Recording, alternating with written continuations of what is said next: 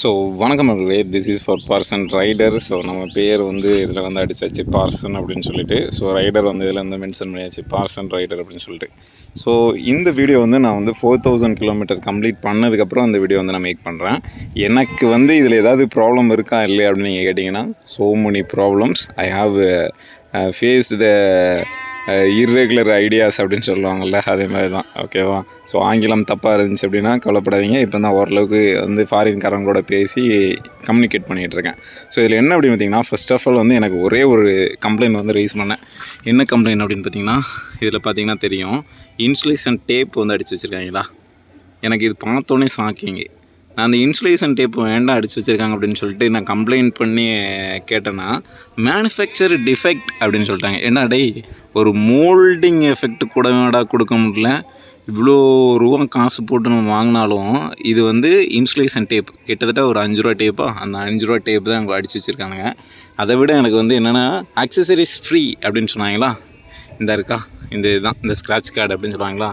இந்த சைடு பாருங்கள், துரு பிடிச்ச இந்த ஸ்க்ராட்ச் கார்டில் வந்து பெயிண்ட் அடிச்சு, அதாவது துரு பிடிச்சது ரஸ்ட் ஆகிருக்கு. அதுக்கு மேலே வந்து பெயிண்டிங் கோட் கொடுத்ததுனால பெயிண்ட் வந்து தன்னாக்கில் உறிஞ்சிருச்சு. கிட்டத்தட்ட நான் வாட்டர் சர்வீஸ் அப்படின்னு பார்த்தீங்கன்னா, ஃபஸ்ட்டு சர்வீஸ் விட்டதுக்கப்புறம் ஒரே ஒரு டைம் தான் விட்டுருக்கேன். அதுக்குள்ளேயும் இந்த பிரச்சனை. இதில் மெயினாக எனக்கு என்ன அப்படின்னு பார்த்தீங்கன்னா, இந்த வண்டி வந்து வாங்கலாமா அப்படின்னு கேட்டிங்கன்னா வாங்கலாம். பட் இது வந்து வரக்கூடிய பிரச்சனைலாம் பெரிய பெரிய பிரச்சனையாக இருக்குது. நிறைய பேர் சொன்னாங்க அந்த பிரச்சனை இருக்குது இந்த பிரச்சனை இருக்குது அப்படின்னு சொல்லிட்டு. ஒரு நாள் என்ன அப்படின்னு பார்த்தீங்கன்னா, நான் வண்டி சாவியை வந்து போட்டு ஆன் பண்ணோடனே எனக்கு வந்து இப்படி வந்து பவர் வந்து ஆன் ஆகாமல் அப்படியே முடிஞ்சிருச்சு. நான் இவங்க வந்து கம்பெனிக்கு ஃபோன் அடித்து கேட்டேன்னா, அவனுக்கு என்ன இந்த பிக்கப் ட்ராப்லாம் வந்து ஆப்ஷன் இருக்கா அப்படி இப்படின்னு கேட்க ஆரம்பிச்சிட்டாங்க. நானும் மெயில் ரைஸ் பண்ணேன். டிவிஎஸ் சைட்லேருந்து எனக்கு சரியான பதில் கிடைக்கவே இல்லை. என்னடா இப்படி பண்ணுறாங்க அப்படின்னு சொல்லிட்டு நானும் மெயிலை ரைஸ் பண்ணி வண்டி ஆன் ஆகலை. வேலைக்கும் போக முடியல, எங்கேயும் போக முடியல. நானும் உட்காந்து என்னடா பண்ணலான்னு தலையை அப்படியே போட்டு மண்டையை சொரிய கடைசியில் நானே வந்து எடுத்துக்கிட்டேன் அப்படின்னு சொல்லிட்டானுங்க. அதுக்கு ஒரு நம்பர்லாம் கொடுத்தானுங்க. நானும் அங்கே ட்ரை பண்ணேன். பட் அவனுக்கு வரவே இல்லை. ஏன்னு பார்த்தீங்கன்னா, நான் வண்டி இங்கேருந்து சிட்டிக்குள்ளே எடுத்துகிட்டு போகணும். கிட்டத்தட்ட எனக்கு 30 கிலோமீட்டர்ஸ் வண்டியை வந்து எடுத்துகிட்டு போக முடியாதுங்க அப்படின்னு சொல்லிட்டாங்க. ஸோ ஒரு வேளை அதுக்கு தனியாக ஒரு ஆப்ஷன் வேறு சொல்லியிருந்தாங்க. டோப் பண்ணி எடுத்து போயிடுவோம், ஒன்றும் ப்ராப்ளம் இல்லை. ஒரு 3000 கொடுத்தீங்கன்னா எடுத்து போயிடும். ஏன்னா 30 கிலோமீட்டருக்கு 3000 கொடுக்கணுமா, என்னடா இது உங்களோட அக்கப்போர் ஆகி போச்சு அப்படின்னு சொல்லிட்டு வேறு வழி இல்லாமல் ஃப்ரெண்டு ஒருத்தன் அவன் வந்து ராயல் என்ஃபீல்டு வச்சுருந்தான். அதனால் அதை வச்சு இதை வந்து 30 கிலோமீட்டருக்கு டோ பண்ணி எடுத்து போயிருக்கேன். எனக்கு வாழ்க்கையிலேயே இருக்கிறதுலே பெரிய ஒஸ்ட்டான எக்ஸ்பீரியன்ஸ்னால் இதுதான். 30 கிலோமீட்டருக்கு டோ பண்ணி எடுத்தேன். நல்ல வேலைக்கு அவன் இருந்தான், ஃப்ரீயாக இருந்தால் அதனால் டோ பண்ணால். இல்லை அப்படின்னா அந்த வண்டியை நான் 30 கிலோமீட்டர் உருட்டிட்டு போக முடியுமா? லூசுத்தனமாக நான் காலையில் இந்த பிரச்சனையெல்லாம் காலையில் கம்ப்ளைண்ட் பண்ணுறதுக்கு ஃபோன் அடித்து 7:30க்கு அடிச்சிட்டேன். வண்டியை வந்து 3 மணி வரைக்கும் அவனுக்கு வரவே இல்லை. ஒன்றும் ப்ராப்ளமும் என்ன ப்ராப்ளத்துக்கு சொல்யூஷன் கொடுக்கவே இல்லை. இப்போ நான் அது வேறு வழி இல்லாமல் நானே வந்து 3 மணிக்கு அப்புறம் வந்து வண்டி எடுத்துகிட்டு போனேன். அப்புறம் கேட்கும்போது சொன்னாங்க, பேட்ரியில் வந்து சார்ஜஸ் வந்து இல்லைங்க, ட்ரெயின் ஆகி போச்சு அப்படின்ட்டானுங்க. ஏன்னா டே, வண்டி வாங்கி 2 மாதம் கூட ஆகலாம், அதுக்குள்ளேயும் பேட்ரி வந்து ட்ரெயின் ஆகி போச்சு அப்படின்னா என்னடா, எனக்கு புரியவே இல்லை. உள்ளே சார்ஜர் இல்லைன்ட்டாங்க. அப்புறம் வேறு வழி இல்லாமல் சார்ஜர் போட்டு நான் கொடுக்குறேன் அப்படின்னாங்க. நான் சொன்னேன், எனக்கு வந்து புது பேட்ரி வந்து ரீப்ளேஸ்மெண்ட் கொடுக்கணும். அதாவது நீங்கள் வண்டி வாங்குறீங்கன்னா 5 வருஷத்துக்கு வாரண்ட்டி வந்து கொடுத்துருவாங்க. நீங்கள் என்ன ப்ராப்ளம் அப்படின்னாலும் அவங்க தான் அதுக்கு வந்து சொல்யூஷன் வந்து கொடுக்கணும். இந்த வண்டிக்கு வந்து நான் வந்து பேட்ரி ரீப்ளேஸ்மெண்ட் கொடுக்கணும் அப்படின்னா அங்கே இருக்கிற ஒரு பையன் சொன்னான், ஆனால் நீங்கள் பேட்ரி கொடுத்தீங்கன்னாலும் அதே பேட்டரி தான் கொடுப்பாங்க. ஏன்னா அது கம்ப்ளைண்ட் வந்து இல்லை அப்படின்னு தெரியும் பட்சத்தில் அவங்க அதே பேட்டரி அனுப்பி விட்ருவாங்க, எனக்கு தெரியும் அப்படின்னு சொல்லியிருந்தான்.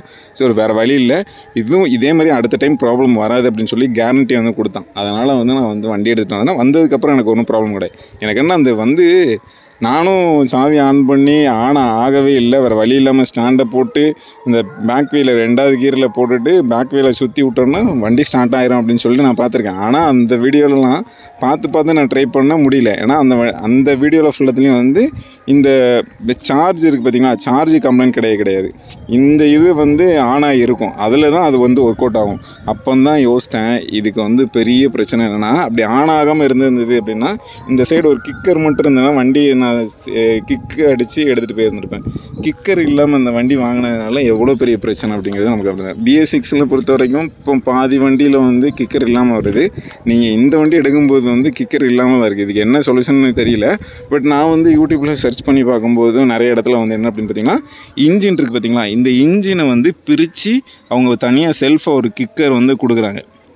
இந்த சைடு வந்து அட்டாச் பண்ணி ஒரு கிக்கர் வந்து கொடுத்துருந்தானுங்க. ஸோ அந்த இது வந்து அட்டாச் பண்ணலாமா அப்படின்னு சொல்லி ஒரு ஐடியாவில் இருக்குது. ஏன்னா நாளைக்கு இதே மாதிரி ஒரு ப்ராப்ளம் எங்கேயாவது நான் வந்து ரொம்ப லாங்கில் ட்ராவல் பண்ணிகிட்டு இருக்கும்போது திடீர்னு இந்த பிரச்சனை வந்துருச்சு அப்படின்னா, எங்கேயாவது ஊர் பக்கத்தில் இருந்துட்டு நான் 30 கிலோமீட்டரில் இருந்தேன். அதெல்லாம் எங்கே இருக்கணும், அங்கேருந்து எப்படி எடுத்துகிட்டு வரணும்னு தெரில. பட் இப்போ இதில் வந்து மெயினாக எனக்கு என்னென்னா, இந்த பேட்ரி இஷ்யூ வந்ததுலேருந்து எனக்கு வந்து மெயினாக இந்த ரொம்ப ரொம்ப ரொம்ப பெரிய இஷ்யூ அப்படின்னு பார்த்தீங்கன்னா, அந்த கிக்கர் இல்லாமல் இருக்குது. கிக்கர் இல்லாமல் இருந்ததுன்னு வச்சுக்கோங்களேன், நான் போட்டு ஆன் பண்ணலன்னா கூட நான் கிக்கர் அடித்து கொண்டு வண்டி எடுத்துகிட்டு வந்துடலாம். அப்படி ஒரு சுச்சுவேஷன். ஸோ மெயினாக என்ன அப்படின்னு பார்த்தீங்கன்னா, நிறைய பேர் வந்து இந்த டிஜிட்டல் மீட்டரில் நான் ஆன் பண்ணும்போது நிறைய பிரச்சனை வந்து சொன்னாங்க. என்ன அப்படின்னு பார்த்தீங்கன்னா, டேய் எனக்கு வந்து 70 கிலோமீட்டருக்கு மேலே வந்து கொடுக்குடா, உனக்கு வந்து வண்டி ஓட்ட தெரில அப்படின்னு சொல்லியிருந்தாங்க. ஏன்டா டேய் 70 மீட்டர் அப்படின்னு உனக்கு காட்டுச்சுன்னா அது வந்து டெக்னிக்கல் ஏறாடா, அந்த வண்டி 70 கிலோமீட்டர் கொடுக்காது. கம்பெனிலேயே வந்து 57 தான் சொல்கிறாங்க.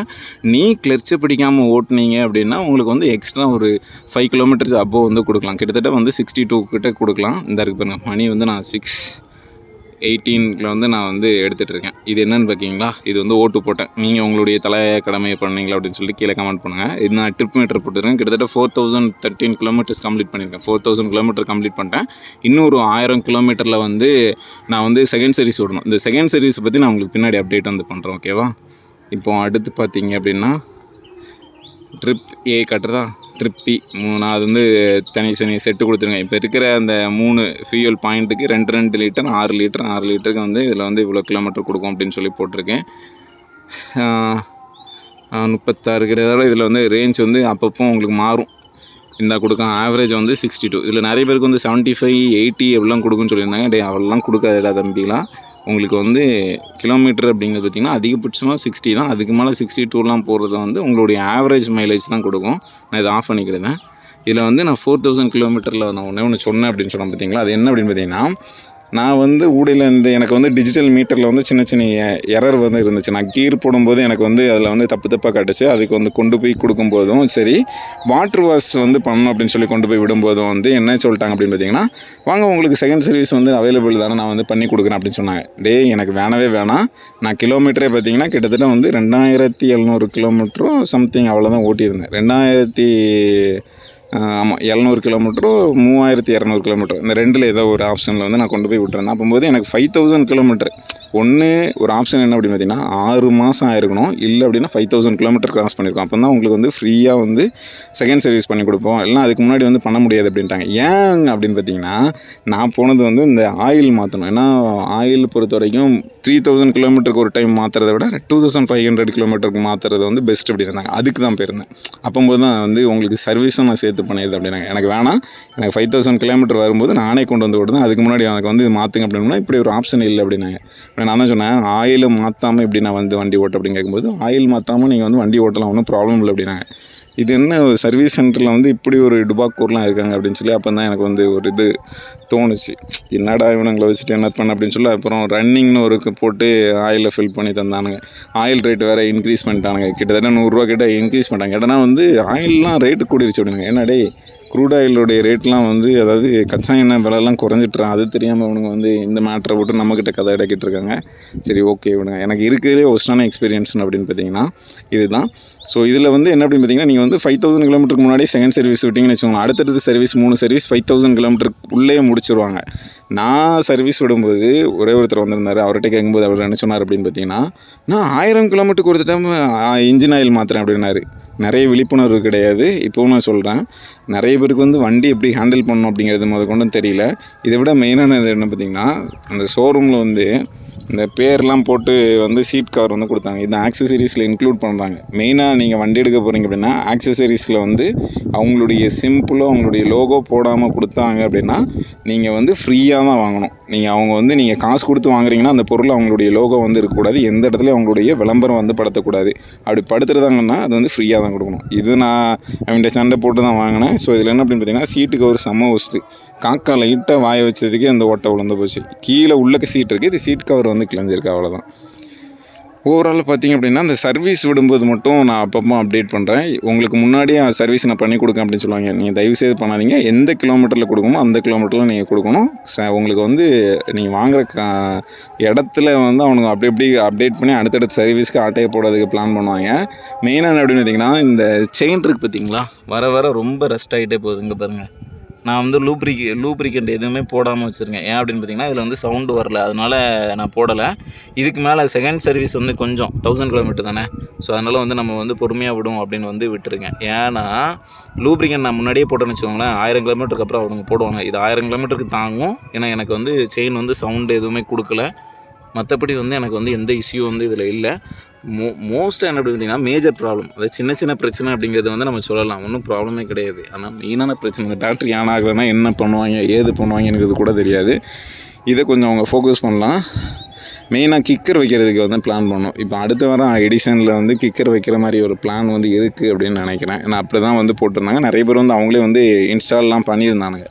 ஸோ மேபி வந்து 4000 கிலோமீட்டரில் இந்த பிரச்சனைலாம் இருக்குதுன்னு அதை வந்து அப்டேட் பண்ணிட்டேன். உங்களுக்கு ஏதாவது டவுட் இருந்துச்சு அப்படின்னா கீழே கமெண்ட் பண்ணுங்கள். மெயினாக வந்து இந்த வண்டி ஓட்டுறது எப்படிங்கிறத நான் வந்து சொல்கிறேன். நிறைய பேருக்கு கிலோமீட்டர் வரலன்னா வண்டி எப்படி ஓட்டணும் அப்படின்னா முதல்ல வண்டியில் ஏறி உட்காந்துக்கணும். இது எப்படின்னா மூட்டை பூச்சி கொல்லும் நவீன இயந்திரம் மாதிரி இருக்கும், அப்படிலாம் கிடையாது. மெயினாக என்ன அப்படின்னு பார்த்தீங்கன்னா நீங்கள் வந்து ரொம்ப ஃபாஸ்ட்டாக எதில் எந்த ஒரு இடத்துல நீங்கள் பிரேக் அடிக்கணும்னாலும் ஃப்ரண்ட் பிரேக்கை தான் பிடிக்கணும். நிறைய பேர் என்னென்னா கட்டுக்கதைகள் எழுத்து விடுமாங்க, ஃப்ரண்ட் பிரேக்கை பிடிச்சா நம்ம வந்து தூக்கி எறிஞ்சிடும் அப்படின்னு சொல்லுவாங்க. அப்படிலாம் கிடையாது. ஃபஸ்ட்டு ப்ரியாரிட்டி வந்து உங்களுக்கு ஃப்ரண்ட் பிரேக் தான் எப்போவுமே எங்கேனாலும். ஏன்னா வண்டியோடைய இன்ஜின் வந்து சுற்றிக்கிட்டே இருந்தாலும் முன்னாடி உங்களுக்கு தடுப்பு ஒன்று இருந்ததுன்னா வண்டி வந்து போகாது, முட்டி நின்றுக்கிட்டே இருக்கும். இதுதான் உதாரணம். அதுக்கு தான் நல்லா யோசிச்சு பாருங்கள். சில வண்டியில் டிஸ்க் பிரேக் வந்து முன்னாடி தான் ப்ரியாரிட்டி கொடுத்துருவாங்க, பின்னாடி ட்ரம் பிரேக் தான் கொடுத்துருப்பாங்க. ஏன்னா ப்ரியாரிட்டி வந்து ஃபஸ்ட்டு வந்து முன்னாடி தான் நீங்கள் பிடிக்கணும் அப்படிங்கிறது. ஸோ நீங்கள் பிடிச்சி பழக்கம் இல்லை அப்படின்னா உடனே சடனாக பிடிச்சிடாதீங்க, போக போக அப்படியே கற்றுக்கோங்க. ஏன்னா முன்னாடி தான் வந்து டக்குன்னு உங்களுக்கு வண்டி நிற்கும். மெயின் என்னென்னா நீங்கள் வந்து ஃப்ரண்ட் பிரேக்கை பிடிக்கிறதுக்கு முன்னாடி வந்து கிளட்ச் இருக்குது பார்த்தீங்களா, கிளட்ச் வந்து நிறைய பேர் வந்து பிடிப்பாங்க. கிளட்சை வந்து பிடிக்கக்கூடாது, நல்லா ஒன்று புரிஞ்சுக்கணும். பிரேக்கை பிடிக்கும்போது நீங்கள் கிளட்சை பிடிக்கக்கூடாது. ஏன்னா பிரேக்குக்கும் கிளட்சுக்கும் சம்மந்தமே கிடையாது. கிளட்சு இன்ஜினோட கனெக்ட் ஆகிருக்கு, இன்ஜினு கீழே வந்து கியரோட கனெக்ட் ஆகிருக்கு.